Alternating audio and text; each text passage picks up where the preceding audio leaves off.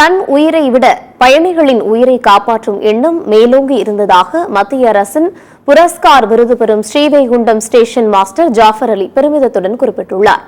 தூத்துக்குடி வெள்ளத்தின் போது செந்தூர் எக்ஸ்பிரஸ் ரயிலை நிறுத்தி பெரும் விபத்தை தடுத்து சுமார் 800 பயணிகளை காப்பாற்றிய ஸ்டேஷன் மாஸ்டர் ஜாஃபர் அலிக்கு ரயில் சேவா புரஸ்கார் விருது அறிவிக்கப்பட்டுள்ளது.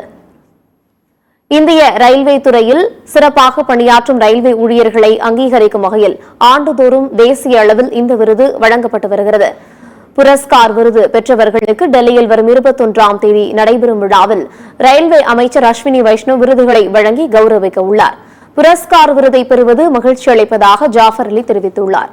அடுத்த 2 நாட்களில் ஒரு நாள் முழுவதும் பயணிகளுக்கு உணவு கிடைக்காத நிலை ஏற்பட்டதாக அவர் குறிப்பிட்டுள்ளார்.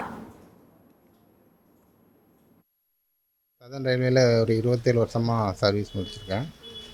எனக்கு இந்த ரயில்வே அதி விசித்து ரயில் சேவா புரஸ்கார் விருது கொடுக்குறாங்க. அது எது கொடுக்குறாங்கன்னா, கடந்த டிசம்பர் 17 கடும் மழையினால் தண்டவாளம் அரிப்பு ஏற்பட்டது.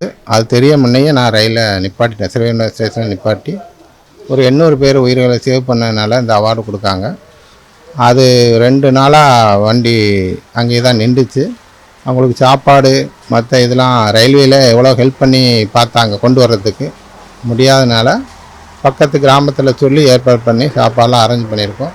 அதனால் அவங்களுக்கு ஒரு சேதம், ரயில்வேக்கும் பேசஞ்சருக்கும் ஒரு சேதாரம் இல்லாதனால எனக்கு இந்த ரயில்வே அவார்டு கொடுக்காங்க. இது 2 மகிழ்ச்சியான விஷயம், சந்தோஷமாக இருக்குது. இது நம்ம உயிரை பணையம் வச்ச கணக்கு தான். அதாவது ஒரு வண்டி ஒரு ஸ்டேஷனில் 1/2 hour அரை மணி நேரம் நின்றாலே அவங்களுக்கு பதில் சொல்ல முடியாது.